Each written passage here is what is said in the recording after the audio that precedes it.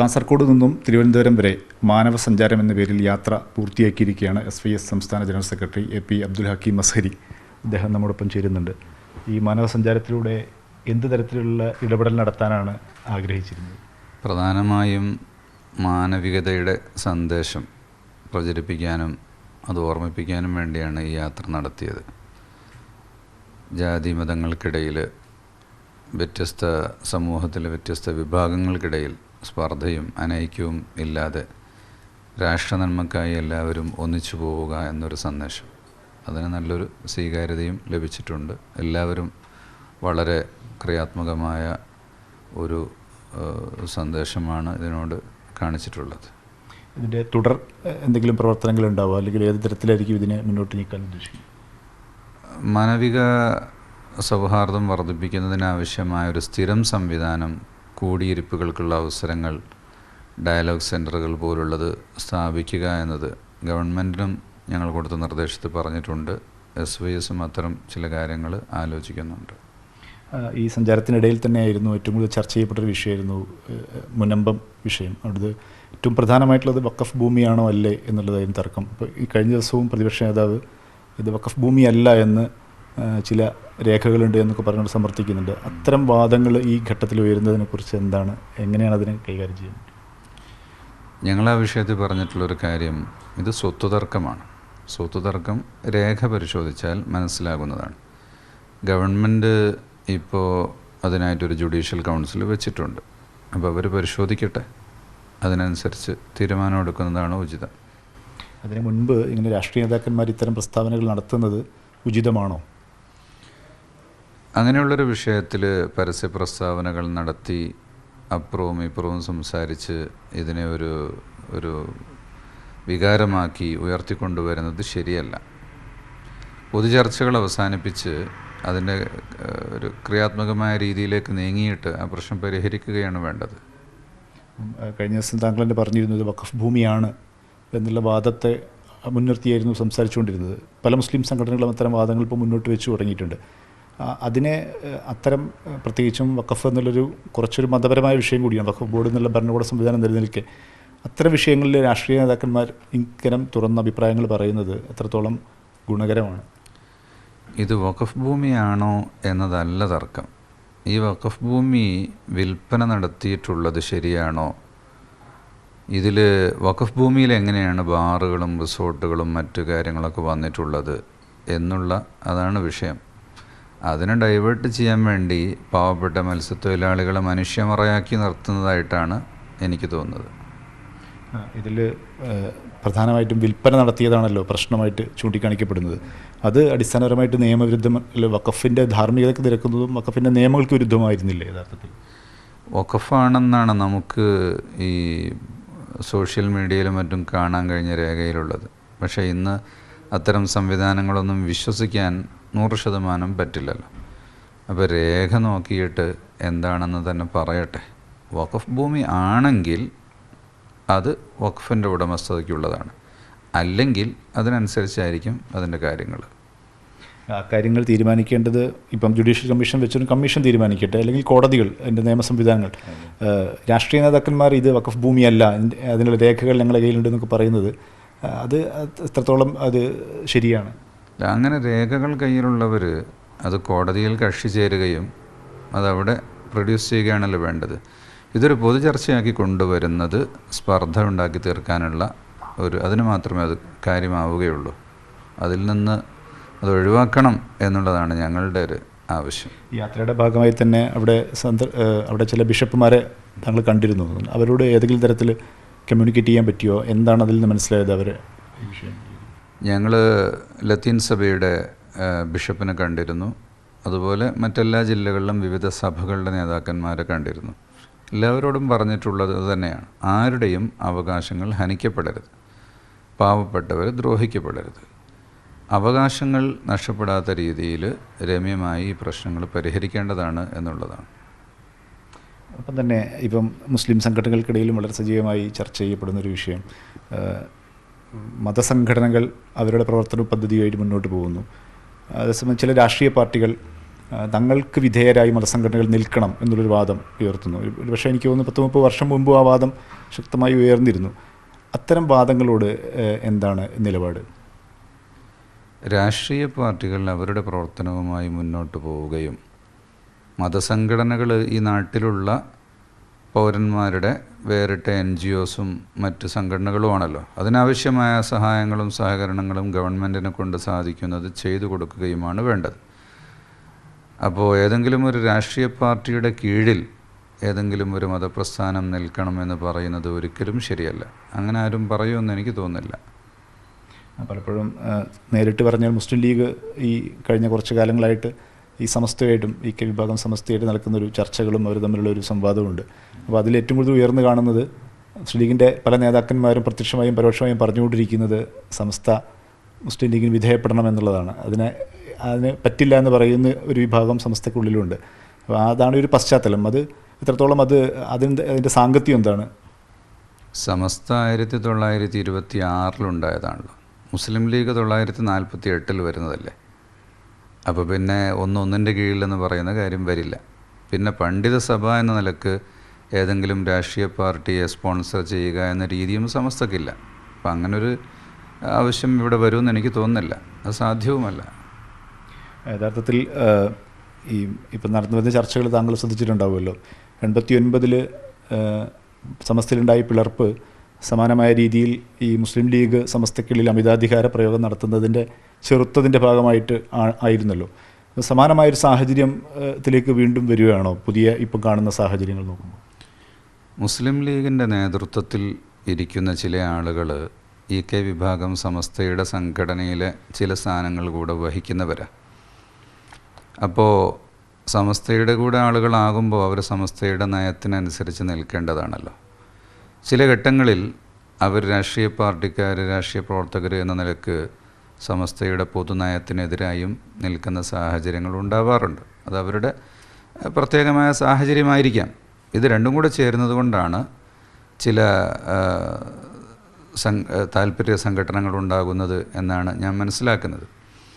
മുജാഹിദ് പ്രസ്ഥാനത്തിൻ്റെ സ്ഥാപകനെക്കുറിച്ചുള്ള പുസ്തകം പ്രകാശനം ചെയ്യുക, ജമാഅത്തെ ഇസ്ലാമിയുടെ ഒരു പാരലൽ സാമ്പത്തിക വ്യവസ്ഥിതിയെ ബൈത്തുൽ മാൽ പോലുള്ളതിനെ ഉദ്ഘാടനം ചെയ്യുക, അതുപോലെ ഖുർആൻ ദുർവ്യാഖ്യാനം ചെയ്യുന്ന പുസ്തകങ്ങൾ ഇറങ്ങുമ്പോൾ നോക്കാതെ അതിന് ആശംസകൾ കൊടുക്കുക, അങ്ങനെയുള്ള കാര്യങ്ങൾ അത് EK സമസ്തയാണെങ്കിലും അവർക്കും അംഗീകരിക്കാൻ കഴിയില്ല. അപ്പോൾ എനിക്ക് തോന്നുന്നത് രാഷ്ട്രീയത്തിൻ്റെ മുൻതൂക്കം കൊടുക്കുന്ന ആളുകൾ രാഷ്ട്രീയ കാര്യങ്ങളുടെ നേതൃത്വം വഹിക്കുകയും മതകാര്യങ്ങൾ നോക്കുന്ന ആളുകൾ ഏതെങ്കിലും കക്ഷി രാഷ്ട്രീയങ്ങളുമായി യാതൊരു നിലക്കുള്ള ബന്ധവും ഇല്ലാതെ മതകാര്യങ്ങൾ മാത്രം ഒതുങ്ങി നിൽക്കുകയും ചെയ്യുന്നൊരു രീതി ഉണ്ടാവുക. എന്നാൽ ആവശ്യമായ മേഖലയിൽ പരസ്പരം സഹകരിച്ചുകൊണ്ട് പോവുകയും ചെയ്യുക എന്നുള്ളതായിരിക്കും നന്നാവുക. ഇപ്പോൾ പറഞ്ഞ പോലെ തന്നെ ഈ സുന്നി വിരുദ്ധമായ ചില നീക്കങ്ങൾ, ഇടപെടലുകളൊക്കെ സമസ്തയായിട്ട് ബന്ധപ്പെട്ട് നിൽക്കുന്നത് തന്നെ രാഷ്ട്രീയ നേതാക്കന്മാരുടെ ഭാഗത്തു നിന്നുണ്ടാകുന്നു എന്നുള്ളതാണ് പ്രധാനപ്പെട്ട പ്രശ്നം. അതിനെയാണ് അപ്പം പലപ്പോഴും ഈ സുന്നി ആദർശം പറയാനല്ല സമസ്ത ഉണ്ടാക്കിയത്, അല്ലെങ്കിൽ അങ്ങനെ അതിപ്പോൾ പറയേണ്ടതില്ല, അങ്ങനെ ഒരു നിലപാട്, അത്തരം ചില വാദങ്ങളും ഉയർന്നു വരുന്നുണ്ട്. യഥാർത്ഥത്തിൽ സമസ്തയുടെ പ്രഖ്യാപിത ലക്ഷ്യം ഇതന്നെ സുന്നി ആശയ പ്രചരണം തന്നെയല്ല, അല്ലെങ്കിൽ അവാന്തര വിഭാഗങ്ങളെ, പുതിയ സംഘടനകളെ അത് ചെറുക്കുക എന്നുള്ളത് തന്നെയാണ്. സമസ്ത സ്ഥാപിച്ചിട്ടുള്ളത് അഹ്ലുസുന്നത്തി വൽ ജമാഅത്തിൻ്റെ ആശയത്തെ സ്ഥിരമാക്കി നിർത്താനും അതിനെതിരെ വരുന്ന ആശയങ്ങളെ പ്രതിരോധിക്കാനും വേണ്ടിയാണ്. അതിന് നിലകൊള്ളാൻ സമസ്തക്ക് കഴിയാത്ത കാലത്തോളം പിന്നെ ആ പ്രസ്ഥാനം കൊണ്ട് കാര്യമില്ല. രാഷ്ട്രീയ പാർട്ടികൾ ആരെങ്കിലും സമസ്ത അങ്ങനെ പ്രവർത്തിച്ചാൽ ഞങ്ങൾക്ക് എന്തെങ്കിലും ബുദ്ധിമുട്ട് വരും എന്ന് ചിന്തിക്കുന്നതും ശരിയല്ല. അവരേതെങ്കിലും ഒരു പ്രത്യേക മതത്തിൻ്റെ ആളുകളുടെ അല്ലെങ്കിൽ ഒരു സമുദായത്തിൻ്റെ മാത്രം വോട്ട് ലക്ഷ്യം വെച്ചുകൊണ്ട് നിൽക്കേണ്ട കാര്യമില്ല. ഇന്ത്യയിലൊരു സെക്യുലർ സ്വഭാവത്തിൽ എല്ലാവരെയും ഉൾക്കൊള്ളാൻ പറ്റുന്ന രീതിയിൽ തന്നെയാണ് സംഘടനകൾ, രാഷ്ട്രീയ സംഘടനകൾ നിലകൊള്ളേണ്ടത്. അപ്പോൾ തന്നെ ഈ പാണക്കാട് സാദിഖ് അലി തങ്ങൾക്കെതിരെ കഴിഞ്ഞ ദിവസം ഉണ്ടായി മുഖ്യമന്ത്രിയുടെ ഭാഗത്തും ചില വിമർശനങ്ങളുണ്ടായി. അതിനെ തങ്ങളെ വിമർശിക്കാൻ പാടില്ല എന്നുള്ളൊരു വാദവും ഉയർന്ന് വന്നു, കാണാൻ കഴിഞ്ഞു. യഥാർത്ഥത്തിൽ അങ്ങനെ ഒരു സാഹചര്യമുണ്ടോ? രാഷ്ട്രീയ പാർട്ടിയുടെ പ്രസിഡന്റ് എന്നുള്ള നിലയ്ക്ക് തങ്ങൾ വിമർശനത്തിന് അതീതനാണോ? യഥാർത്ഥത്തിൽ വിമർശനത്തിന് ആരും അതീതരല്ലല്ലോ. പിന്നെ ഈ പറയുന്നൊരു വിഷയം തന്നെ ഞാൻ അതിന് ശേഷം അത് കേട്ടു നോക്കുമ്പോൾ ജമാഅത്തെ ഇസ്ലാമിയുമായി മുസ്ലിം ലീഗിൻ്റെ ചങ്ങാത്തത്തെക്കുറിച്ച് മുഖ്യമന്ത്രി ഒരു വിമർശനം നടത്തി എന്നതല്ലാതെ തങ്ങളെ വ്യക്തിപരമായി ആക്ഷേപിക്കുകയോ മറ്റോ ചെയ്തിട്ടുണ്ടോ തങ്ങൾക്ക് തന്നെ അങ്ങനെ അഭിപ്രായം ഉണ്ടാകുമെന്ന് എനിക്ക് തോന്നുന്നില്ല. കാരണം സ്വാദിഖ് അലി തങ്ങളാണെങ്കിലും പിണറായി വിജയനാണെങ്കിലും കേരളത്തിലെ ആദരണീയരായ രാഷ്ട്രീയ നേതാക്കളാണ്.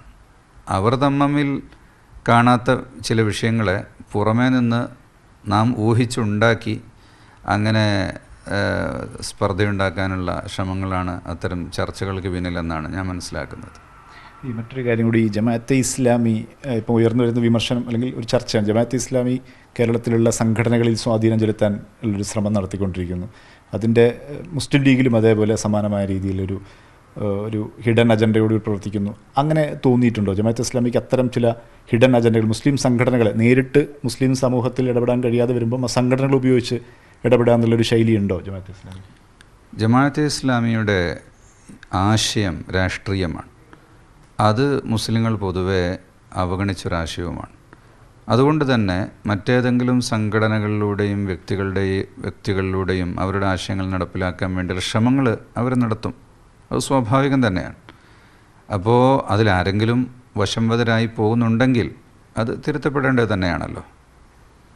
അങ്ങനെ ഒരു മുൻകാലങ്ങളില്ലാത്ത രീതിയിലുള്ളൊരു ശ്രമം കേരളത്തിൽ നടക്കുന്നുണ്ടോ? അത്തരം ഒരു നീക്കം അങ്ങനെ കരുതാൻ പറ്റും?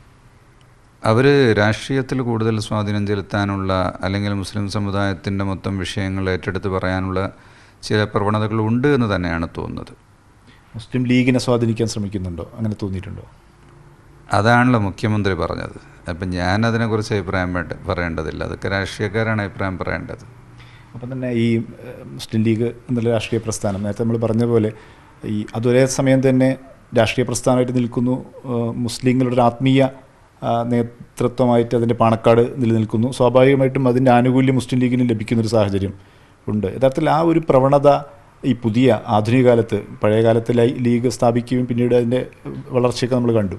ആധുനിക കാലത്ത് അത്തരം ഒരു ആത്മീയതയുടെ മറ പറ്റിയിട്ടൊക്കെ ഒരു രാഷ്ട്രീയ പ്രസ്ഥാനം മുന്നോട്ട് പോകുന്നത് എത്രത്തോളം ശരിയാണ്?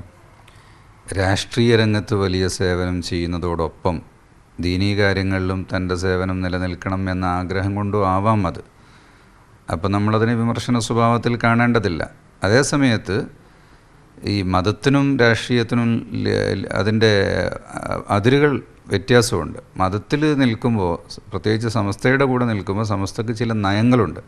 അതിൽ നിന്ന് പുറത്തു പോകാതെ രാഷ്ട്രീയത്തിൽ പ്രവർത്തിക്കേണ്ട ഒരു സാഹചര്യം ഉണ്ടാകും. പക്ഷെ അതും യഥാർത്ഥത്തിൽ രാഷ്ട്രീയ പാർട്ടിക്ക് ഗുണമാണെന്നാണ് ഞാൻ കാണുന്നത്. കാരണം ഇവിടുത്തെ മുസ്ലിങ്ങളിൽ മഹാഭൂരിപക്ഷവും സുന്നികളാണ്. അവർ സമസ്തകളെ അംഗീകരിക്കുന്നവരാണ്. അപ്പം അല്ലാത്ത വളരെ മൈന്യൂട്ടായിട്ടുള്ള ആളുകളെ നോക്കിയിട്ട് അതിനുവേണ്ടി സമരസപ്പെട്ട് നിൽക്കുന്നത് യഥാർത്ഥത്തിൽ പാർട്ടിക്ക് ക്ഷീണമാണ് വരുത്തുക.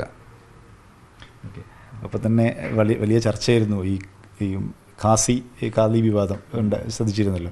അപ്പം മതപരമായ പാണ്ഡിത്യം വേണം ഖാദി സ്ഥാനത്തിന് വേണ്ടി എന്നുള്ളൊരു വാദം ഉയർന്നു വരികയും അതിനെക്കുറിച്ച് ചർച്ച നടന്നു. യഥാർത്ഥത്തിൽ ഖാദി പദവി എന്നുള്ളത് എങ്ങനെയാണ് നിങ്ങളൊരു കാഴ്ചപ്പാടിൽ മതപാണ്ഡിത്യം കൂടിയുള്ള ആൾ വേണ്ടേ മതപരമായിട്ട് അത് വഹിക്കാൻ, ആ പദവി വഹിക്കാൻ? അത് എൻ്റെ കാഴ്ചപ്പാടല്ല. ഖാദി ആരാവണം എന്നതൊക്കെ ദീനി കർമ്മശാസ്ത്ര ഗ്രന്ഥങ്ങളിൽ വളരെ വ്യക്തമായി പറഞ്ഞിട്ടുണ്ട്. മതപരമായ അറിവ് തന്നെയാണ് അതിൻ്റെ അടിസ്ഥാനം. മതപരമായ അറിവ് ആവശ്യമില്ല എന്ന് ആരും പറഞ്ഞതായിട്ട് ഞാൻ കേട്ടിട്ടുമില്ല. അങ്ങനൊരു തർക്കവും ഇവിടെ ഇല്ലല്ലോ. അല്ലേ, ഇപ്പം മതപാണ്ഡിത്യം വേണം എന്നുള്ളൊരു വാദം ഈ വിഭാഗത്തിലൊരു മതപണ്ഡിതൻ ഉന്നയിച്ച സമയത്ത് മുൻകാലങ്ങളിലെ ഖാദിമാരും അത്രത്തോളം മതപാണ്ഡിത്യം ഇല്ലാത്തവരുണ്ടായിരുന്നു എന്നുള്ളൊക്കെ ഒരു മറുവാദമാണ് ഉന്നയിക്കപ്പെട്ടത്. അതുകൊണ്ടാണ് ഈ ഒരു മതപാണ്ഡിത്യം വേണോ വേണ്ടേ എന്നൊരു ചർച്ചയിലേക്ക് കാര്യങ്ങൾ എത്തിയത്. ചർച്ച ചെയ്യാനും വേണം അറിവ്. അപ്പോൾ ഈ വിഷയത്തിൽ ചർച്ച ചെയ്യാൻ അറിവില്ലാത്ത പൊതുസമൂഹത്തിലേക്ക് ഇത്തരം ചർച്ച കൊണ്ടുപോയതുകൊണ്ടാണ് ഈ ഒരു വിഷയം ഉണ്ടായത്. ഇതിനെക്കുറിച്ച് അഭിപ്രായം പറയേണ്ടതും തീരുമാനമെടുക്കേണ്ടതും എല്ലാം പാണ്ഡിത്യമുള്ളവർ തന്നെയാണ്. അത് പൊതുസമൂഹത്തിലോ അല്ലെങ്കിൽ മീഡിയകളിലോ ചർച്ച ചെയ്യേണ്ട ഒരു കാര്യമേ അല്ല. പണ്ഡിത സഭയിൽ ചർച്ച ചെയ്ത് തീരുമാനിക്കേണ്ട ഒരു കാര്യം മാത്രമാണത്. അപ്പം തന്നെ ഈ സുന്നി ഐക്യശ്രമങ്ങൾ കുറച്ച് കാലങ്ങളായിട്ട് നമ്മൾ പറഞ്ഞ് കേട്ടിട്ടുണ്ട്. ഇപ്പം ഇടക്കാലത്ത് വളരെ സജീവമായിരുന്നു, പിന്നീട് അതൊന്ന് സ്ലോ ഡൗൺ ആയി. അതിനുള്ള പുതിയ ഘട്ടത്തിൽ അതിനുള്ള സാഹചര്യം എത്രത്തോളം സാധ്യതയുണ്ട്? അതിൻ്റെ വാതിലുകൾ വീണ്ടും തുറക്കപ്പെടുന്നുണ്ടോ? എവിടെയാണ് അത് എത്തി നിൽക്കുന്നത്? സുന്നികൾ ആശയപരമായി ഒരേ വിശ്വാസത്തിൽ നിലകൊള്ളുന്നവർ തന്നെയാണ്. നയപരമായ ചില വിഷയങ്ങളിൽ വ്യത്യസ്ത അഭിപ്രായങ്ങളുണ്ട്. അവ നിലനിൽക്കുന്നതും ചിലപ്പോൾ മാറ്റിയിട്ട് ഏകീകരിച്ച് വരാവുന്നതും ആണ്. സുന്നികൾ തമ്മിൽ ഇപ്പോൾ സംഘർഷങ്ങളില്ല, പ്രശ്നങ്ങളില്ല, എല്ലാം വളരെ സന്തോഷത്തോടു കൂടി കാര്യങ്ങൾ നീങ്ങുന്നുണ്ട്. എന്ന് മാത്രമല്ല, പല സ്ഥലങ്ങളിലും ഇരു സമസ്തയുടെയും പതാകകൾ ഒന്നിച്ചുയർത്തുന്ന രീതിയൊക്കെ കഴിഞ്ഞ റബീഉൽ അവ്വൽ നബിദിന കാലങ്ങളിലൊക്കെ നമ്മൾ കണ്ടിട്ടുണ്ട്. എന്തായാലും അഹ്ലുസുന്നത്തി വൽ ജമാഅത്ത് വളരുക തന്നെയാണ് ചെയ്യുന്നത്. അതുകൊണ്ടാണ് ബിദഈ ആശയക്കാർ അവരുടെ യഥാർത്ഥ മുഖം പ്രകടമാക്കാതെ വേറെ എന്തെങ്കിലും ലേബലിൽ കൂടെ വരാൻ വേണ്ടി ശ്രമിക്കുന്നത്. അതൊന്നും കേരളത്തിൽ അത് വിലപ്പോവുകയില്ല. യഥാർത്ഥത്തിൽ ഈ സുന്നി ഐക്യം എന്നുള്ളത് എന്താണ് യഥാർത്ഥത്തിൽ ഉദ്ദേശിക്കുന്നത്? ഇപ്പം രണ്ട് സംഘടനകൾ തമ്മിൽ ലയിക്കുക എന്നുള്ളതാണോ, അതല്ല സമരസപ്പെട്ടു പോകുക എന്നുള്ളതാണോ, ഒരേ വേദിയിൽ രണ്ട് നേതാക്കന്മാരും ഒരുമിച്ചിരിക്കുക, എങ്ങനെയാണ് ആ സുന്നി ഐക്യം കൊണ്ട് നമ്മൾ അർത്ഥമാക്കുന്നത്? അല്ല, നേരത്തെ ഒരു സംഘടനയായിരുന്നല്ലോ. അപ്പോൾ ആ രൂപത്തിലേക്ക് തന്നെ എത്തുക എന്നുള്ളതാണ് ആത്യന്തികമായ ഒരു കാര്യം. പക്ഷേ അതില്ലെങ്കിലും വേറെയും സുന്നി സംഘടനകൾ ഇവിടെ പ്രവർത്തിക്കുന്നുണ്ട്. സമസ്തയിൽ നിന്ന് വേറിട്ട് പോയ വേറെ സംഘടനകളുണ്ട്. അതുപോലെ സമസ്ത തന്നെ ആദ്യകാലത്ത് ഉണ്ടാക്കിയ ചില സംഘടനകൾ ദക്ഷിണഭാഗത്തുണ്ട്. അപ്പോൾ ഒരേ ആശയത്തിൽ പ്രവർത്തിക്കാൻ വേണ്ടി കൂടുതൽ സംഘടനകൾ ഉണ്ടാകുന്നത് കൊണ്ട് വലിയ കുഴപ്പമൊന്നുമില്ല. അതെ, അപ്പം നമുക്ക് ഐക്യം എന്ന് പറയുമെങ്കിൽ നമുക്ക് ഒരുമിക്കുക എന്ന് പറയുന്ന സമയത്ത് അത് വേദി പങ്കിടലാണോ? അങ്ങനെ കാണാൻ പറ്റുമോ അതിനെ? ചുരുങ്ങിയ അളവിൽ അതാണ് വരേണ്ടത്. പരസ്പരം ഒരു സഹോദര സംഘടനകളെപ്പോലെ വേദികൾ പങ്കിടുകയും പരസ്പരം ആശയങ്ങൾ കൈമാറുകയും ഒന്നിച്ച് ചെയ്യേണ്ട കാര്യങ്ങൾ ഒന്നിച്ച് ചെയ്യുകയും എല്ലാം ചെയ്യുന്നൊരു രീതി ഉണ്ടാവുക. മദ്രസ സിലബസ് ഇപ്പോൾ CBSEയും സ്റ്റേറ്റ് സിലബസും ഒക്കെ ഉണ്ടല്ലോ, അതുപോലെ കണ്ടാൽ മതി. അതിന് നിലവിൽ എന്താണ് തടസ്സമായി നിൽക്കുന്നത്? അതിൽ കുറച്ച് കാലങ്ങളായല്ലോ ഈ ചർച്ച നടക്കുന്നത്, പക്ഷെ അത് പൂർണ്ണതയിലെത്താൻ പറ്റാത്തത് നിൽക്കുന്നുണ്ട്. അതിന് ശക്തമായി ഇനിഷ്യേറ്റ് ചെയ്യുന്ന ഒരാൾ മധ്യത്തിലുണ്ടാകണമല്ലോ. അതിനാരും വരുന്നില്ല എന്ന് തന്നെയാണ് അതിൻ്റെ തടസ്സം. വേറെ ആരെങ്കിലും തടസ്സപ്പെടുത്താൻ ശ്രമിക്കുന്നുണ്ടോ ആ ചർച്ചകൾ? അല്ല, തടസ്സപ്പെടുത്തണമെങ്കിൽ ഈ ഒരു ഇനിഷ്യേറ്റീവ് ഉണ്ടാകണ്ടേ. ശക്തരായ ഒരാൾ ഇനിഷ്യേറ്റീവുമായി വന്നിട്ടില്ല. നേരത്തെ കാസർഗോഡ് KS അബ്ദുള്ള, അല്ലാഹു അദ്ദേഹത്തിന് പുറത്തു കൊടുക്കട്ടെ, അദ്ദേഹം രംഗത്ത് വന്നിരുന്നു. അതുപോലെ പ്രബലരായ കേരളത്തിലെ പൗരപ്രമുഖരായ വ്യക്തികളാരെങ്കിലും അതിന് മുൻകൈയെടുത്ത് വരേണ്ടതാണ്. അപ്പോഴത് സാധ്യമാകും. അങ്ങനെ വരേണ്ടതില്ല എന്ന് ആരെങ്കിലും ചിന്തിക്കുന്നുണ്ടോ എന്ന് സംശയിച്ചാൽ അതില്ലെന്ന് പറയാനും പറ്റില്ല. അതാരായിരിക്കും അങ്ങനെ ആ സംശയം ഉണ്ടാകും? അല്ല, അങ്ങനെ ഒരു സംശയിച്ചാൽ ഇല്ലെന്ന് പറയാൻ പറ്റില്ല എന്ന് മാത്രമേ പറയേണ്ടതുള്ളൂ. ഏതായാലും അങ്ങനെ ഒരു സംശയമുണ്ട്, ചില ആളുകൾ അതിനെ തടസ്സപ്പെടുത്താൻ ശ്രമിക്കുന്നതായി. ചിലർക്ക് ഈ സുന്നികൾ ഒന്നിച്ചു പോയാൽ ഞങ്ങൾക്ക് വല്ല നഷ്ടവും വരുമോ എന്നൊരു തോന്നലുണ്ടാകാം. യഥാർത്ഥത്തിൽ ആ തോന്നലിന് യാതൊരു അർത്ഥവുമില്ല. അതവർക്ക് ഗുണം ചെയ്യുകയേ ഉള്ളൂ. അപ്പം തന്നെ ഈ സമസ്ത ഐക്യ വിഭാഗവുമായിട്ട് ബന്ധപ്പെട്ട് അവരുടെ ഒരു സിലബസുകൾ, അതേപോലെ തന്നെ CIC സംവിധാനം, അത്തരം ചില കാര്യങ്ങളിലൊക്കെ സുന്നി വിരുദ്ധമായ ചില ആശയങ്ങൾ കടന്നുകൂടിയിട്ടുണ്ട്. അത് സത്യത്തിൽ മറ്റൊരു സംഘടനയാണെങ്കിൽ പോലും വിശാലാർത്ഥത്തിൽ സുന്നി സമൂഹത്തെ ബാധിക്കുന്നൊരു വിഷയം എന്നുള്ള നിലക്ക് അങ്ങനെ ഒരു ചില നീക്കങ്ങളോ അല്ലെങ്കിൽ അത്തരം ശ്രമങ്ങൾ സുന്നി സംവിധാനത്തിനുള്ളിൽ നിന്ന് തന്നെ ഈ സുന്നീസത്തിൻ്റെ അടിസ്ഥാന ആശയങ്ങൾക്കെതിരായുള്ളൊരു ശ്രമം നടക്കുന്നുണ്ടോ? പ്രത്യേകിച്ചും ഈ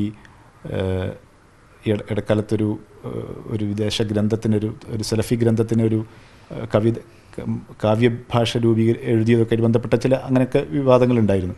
അപ്പം അത് അങ്ങനെ ഒരു സ്വാധീനിക്കാൻ, സുന്നി ആശയങ്ങളെ തന്നെ സ്വാധീനിക്കുക, അല്ലെങ്കിൽ സുന്നി നേതാക്കന്മാർ അതിൻ്റെ സംവിധാനങ്ങളെ സ്വാധീനിക്കാൻ ഈ ജമാഅത്ത് ഇസ്ലാമിയായാലും പ്രത്യേകിച്ച് പിന്നെ സലഫി വിഭാഗങ്ങളായാലും അങ്ങനൊരു ശ്രമം നടക്കുന്നുണ്ടോ? പ്രസ്ഥാനങ്ങൾക്കകത്തും സംഘടനകൾക്കുള്ളിലും നുഴഞ്ഞു കയറുക എന്ന് പറയുന്ന ഒരു സംവിധാനം പഴയ കാലം മുതൽക്കേ ഉള്ളതാണ്. അങ്ങനെ ഏതെങ്കിലും ഭാഗത്തുനിന്നുണ്ടോ എന്നത് അത് കൃത്യമായി പരിശോധിച്ചാലേ പറയാൻ പറ്റുകയുള്ളൂ. എല്ലാവരും അതിനെക്കുറിച്ച് ജാഗ്രത പുലർത്തേണ്ടതുണ്ട്. അപ്പോൾ സംഘടനയ്ക്കുള്ളിലുള്ള കാര്യം താങ്കൾ പറഞ്ഞ പോലെ അത് അവർ പരിശോധിച്ചിട്ടുണ്ടെങ്കിൽ അത് അവർ തമ്മിൽ പറയുന്ന കാര്യം അതവിടെ തന്നെ കേൾക്കുകയായിരിക്കും നന്നാവുക. മറ്റു കാര്യം കൂടി, ഈ ഇപ്പം ഉണ്ടായിരിക്കുന്ന ചർച്ചകൾ സമസ്ത ഐക്യ വിഭാഗവും ലീഗും തമ്മിലുള്ള അതൊരു കൂടുതൽ ചില സ്ഥാപനങ്ങളിൽ നിന്നും പണ്ഡിതന്മാരെ അല്ലെങ്കിൽ ഉസ്താദന്മാരെയൊക്കെ പുറത്താക്കുന്നു, സ്ഥാപനങ്ങൾ പിടിച്ചെടുക്കാൻ ശ്രമം നടക്കുന്നു. അത്തരം ശ്രമങ്ങളൊക്കെ നടന്നുകൊണ്ടിരിക്കുന്നുണ്ട്. യഥാർത്ഥത്തിൽ അത് 89-ൻ്റെ ഒരു ആവർത്തനമായിട്ട് തോന്നുന്നുണ്ടോ? അങ്ങനെയുള്ളൊരു സാഹചര്യം ഇനി ഉണ്ടാകരുത്. കാരണം അത് താങ്ങാനുള്ളൊരു ശേഷി ഈ കേരളീയ ജനതയ്ക്ക് ഇല്ല. അതിനോട് ആർക്കും താല്പര്യമില്ല. പുതുതലമുറ അത്തരം കാര്യങ്ങളിലൊന്നും തീരെ താല്പര്യം ഇല്ലാത്തവരാണ്. സംഘർഷങ്ങളിലേക്ക് യാതൊരു വശാലും പോകാൻ പാടില്ല. അതിനുള്ള സാഹചര്യങ്ങൾ എവിടെയുണ്ടെങ്കിലും അതൊഴിവാക്കാൻ വേണ്ടി ശ്രമിക്കേണ്ടതാണ്. മുസ്ലിം സമുദായത്തെക്കുറിച്ചും സുന്നി സമൂഹത്തെക്കുറിച്ചും പൊതു രാഷ്ട്രീയത്തെക്കുറിച്ചുമാണ് എ പി അബ്ദുൽ ഹക്കീം അസ്സരി നമ്മോട് പങ്കുവച്ചത്. മനോജ് പയ്യന്നൂരിനൊപ്പം മുഹമ്മദ് ഷഹീദ്, മാതൃഭൂമി ന്യൂസ്.